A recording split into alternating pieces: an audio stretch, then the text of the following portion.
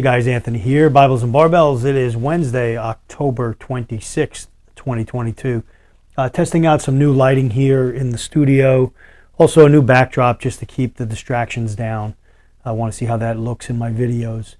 One of the things I was doing today, I'm off today, and we're going on a trip in November to attend a wedding for a long weekend. And so being that the seasons are changing now and things are getting colder and into November and of course December, January, things are going to be getting a lot colder. So one of the things that I did today, my day off, was take a look at what we have in the vehicle as far as items to prepare for an off-road stoppage or some type of accident or some type of traffic jam, or anything that comes our way along the road, along our travel route, traveling to where we're going. So one of the things that I did was, and if you remember correctly, I don't know when it was, but it was last year, there was a huge traffic jam on I-95. I believe it was for a whole day. I'd have to go back and look. I know I did a video talking about that accident or what caused that traffic jam. I believe it was ice and snow, and there were many people on the roadways that day or that weekend that were stuck and had no supplies in their vehicles. I mean, they had no source of heat, no source of, they had no extra food, they didn't pack warm clothes. Some people were traveling from the south, from Florida back up to New York or back up north somewhere, and they just weren't thinking, because when they left the weather was warm, and where they were going, the weather was turned cold. And this was up in the Virginia area. I think it was around Fredericksburg, that area of Virginia along I-95.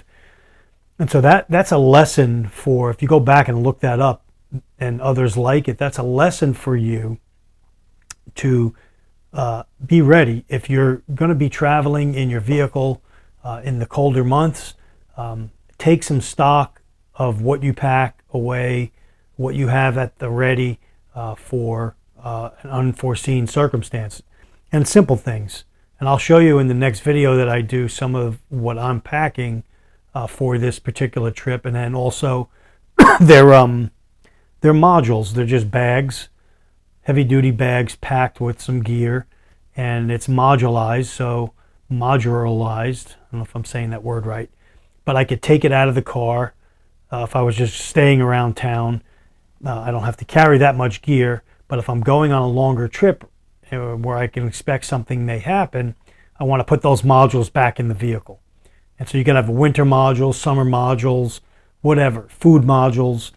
And so I'll show you some of the modules that I packed and what I packed and my thinking behind it, giving you maybe a little bit of, and then you could share some of what you pack, and the community can go back and look at the comments and get a good understanding of maybe what to pack for the climate in this type of situation. So things like shovel, ice scraper, brush, things like that. You might find yourself snowed in, you have to shovel some snow out, you got to break some ice off the windshield, you have to brush some snow off, etc. Things like lighting, heat, food, water, cold weather gear like a sleeping bag, a woobie blanket, wool blanket, hat, scarf, gloves, extra socks, a heavier jacket that you might not need, but you want to have it packed. I remember we traveled a couple of years back. My wife had to get some radiation up in Johns Hopkins in Washington, D.C., and when we left North Carolina, the weather was nice and we were packing the car, and I said, no, I'm putting heavy duty clothing in here. This was in March of 2020, so it wasn't really extremely cold, but we did, believe it or not, we hit a snowstorm going up to traveling up that way, and my wife was very thankful that I packed extra gear in the vehicle to get us through that, because we actually had to stop, and we stayed for several hours while the snow passed. But she was very happy that I packed those items in the car. So always think ahead, even in a month where you wouldn't expect extreme dangers, extreme temperature fluctuations, there can be. So with that, I'll show you in the video that I make of the modules that I pack, my thinking behind it. Also in the vehicle travels with us is a Jackery Explorer 1000. That's the power banks that you see. We can keep that plugged into the cigarette lighter while we're driving. That keeps it topped off. And then that can charge, if you did have a vehicle breakdown, that can keep your cell phone charged. That could run, an LED light, so you have some lighting, things of that nature. You may want to think about like a Mr. Buddy heater that I have, and I've done videos on, that can keep you warm. Or I took some 9-hour candles in an UCO little candle holder, those little UCO or UCO candle holders. That even administers a little bit of heat. And if you put candles in a cup or a jar, fill it with a little sand, you could put a couple of those candles together and make yourself a little mini heater in your vehicle. So there's lots of things you can do. Things like maps, signaling, ponchos, rain ponchos, maybe a pair of boots. Maybe you're wearing just sneakers on the start of your trip, but you want a pair of boots to have also. That doesn't mean you have to wear them. You can just pack them away. Things to cook in, a stove setup, whether it's isobutane. I took an isobutane stove, a small Primus stove that I could boil water or cook something on. And I also took a folding firebox stove that I could unfold, set it up, make a fire with elements around me like wood and leaves and twigs, stuff like that, and make a fire, have something to cook on, like the recent video I did on the titanium canteen kit. So you have that. Carry extra water. Always, always, always carry extra water, whether it's for drinking, cleaning a wound, bathing, washing. You need water. Definitely I would carry a couple of gallons in my vehicle at the ready. And then also I have a Lifesaver water bottle that can filter hundreds of gallons of water with the extension on it that I could put into a stream, pump the water into the filter, and then be able to drink water or put it back into my water store in the vehicle. So those are just a couple of things that I want to talk about. Of course, you're always thinking about things like communications. We travel with Belfang ham radios, 2 meters, 70 centimeters. They're programmed for various channels that we could talk on, FRS channels as well. So if I had to go on a scout, my wife stayed in the vehicle, or I went in somewhere, we could put it on the channel and be able to talk with each other like a walkie-talkie type situation, and also have emergency weather on there, the 2 meter and 70 centimeter national calling frequencies. I carry another small antenna for the car that I could put on the roof, give us a little more better reception while driving. That hooks right to the radio, and I'll show you that in the video.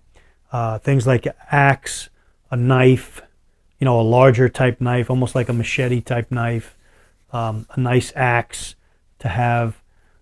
These are things, tools, a little modular toolkit with hammer, wrenches, screwdrivers, just the basic type of tools, and then also some duct tape, 100-mile-an-hour tape to have in your vehicle. Toilet paper, of course. You cannot forget toilet paper. Put it in a plastic bag. And so those are some of the things I want to talk about and show you in the video, but I wanted to get this up there today. We'll entitle this Winter Readiness, Winter Vehicle Readiness. Check the air pressure in your tires. I carry an air pump that hooks to the battery, so I can put air back in my tires. What else? I carry the NOCO, one of those NOCO battery jumpers that's like a power bank, but it has the cables that hook to your battery, and it can jump start your vehicle. It's only this big. I'll show you it in the video. So things like that. Or if you had to give someone else a jump. Spare money, extra cash you could put away somewhere where it's not on you. I have a little zippered pouch by Maxpedition. I think it's the Fatty or Fat Boy. I forget what they call it. I'll show it to you in the video.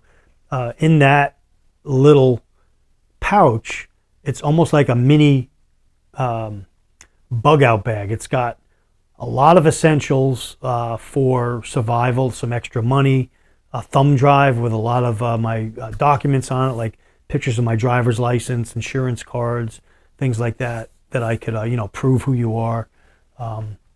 So that's something you might want to have as a separate type thing to have with you.